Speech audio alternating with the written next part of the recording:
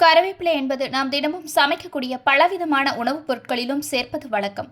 முக்கியமாக குழம்பு, பொரியல் போன்ற அனைத்திலும் தாளிக்கும் பொழுது கருவேப்பிலை இல்லாமலே இருக்காது. அந்த அளவிற்கு நாம் கருவேப்பிலையை அனைத்து உணவு வகைகளிலும் சேர்த்து வந்துள்ளோம். கருவேப்பிலை என்பது வாசனைக்காக மட்டுமே உபயோகிக்கக்கூடிய ஒரு வாசனை பொருள் என்று நம்மில் பலரும் நினைத்து வருகிறோம்.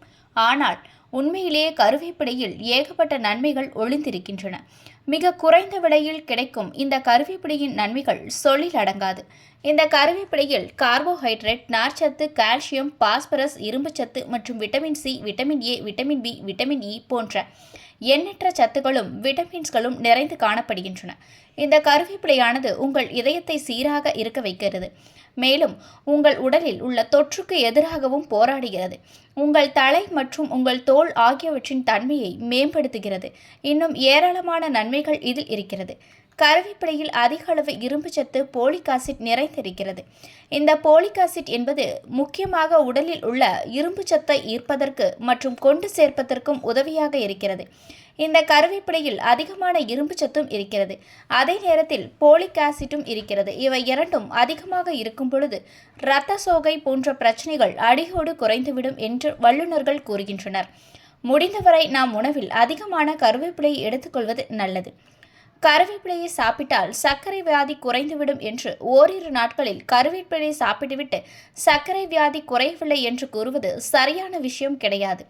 கருவேப்பிலையில் உள்ள பலவிதமான நன்மைகள் சர்க்கரையின் அளவில் இரத்தத்தில் சீராக வைத்திருக்க உதவுகிறது.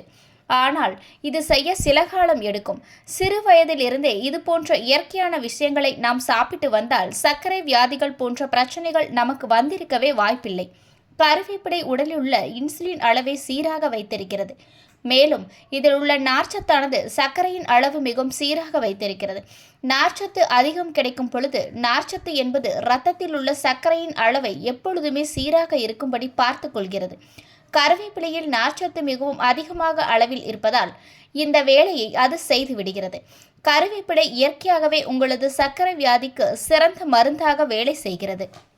முக்கியமாக நாம் கருவேப்பிலையை உணவில் சேர்த்துக்கொள்வதற்கு உண்மையான காரணம் என்ன என்பது மிகவும் யோசிக்க வேண்டிய விஷயம்.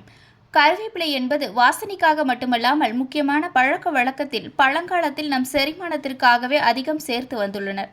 கருவேப்பிலை உணவில் சேர்த்துக்கொள்கிறோம். ஆனால் இதைவிட அதிகமான அளவில் கருவேப்பிலை சேர்க்க வேண்டும் என்று பலரும் கூறுகிறார்கள்.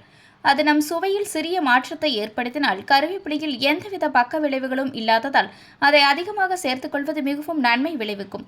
முக்கியமாக இது உடலில் உள்ள கொழுப்புச்சத்தை உறிஞ்சி விடுகிறது என்று கூறுகின்றனர். கொழுப்பு சத்தை குறைக்கும் பொழுது உடல் எடை அதிகரிக்காமல் பாதுகாக்கப்படுகிறது. எனவே கொழுப்பு சத்தை உறிஞ்சி விடுகிறது மட்டுமல்லாமல் செரிமானத்தையும் சீராக்குகிறது. இன்று நம்மில் பலருக்கு சிறு வயதிலே தலைமுடி நரைத்து விடுவது வழக்கமாகிவிட்டது. கருவேப்பிலை என்பது மிகவும் முக்கியமாக நம் தலைமுடி நிறத்தை சீராக வைக்க உதவுகிறது. மேலும் நம் தலைமுடி நரைத்து விடாமல் பாதுகாக்கவும் உதவுகிறது. இதற்கு நாம் செய்ய வேண்டியது முதலிலிருந்தே கருவேப்பிலையை மிக அதிக அளவில் சாப்பிட்டு வருவதுதான்.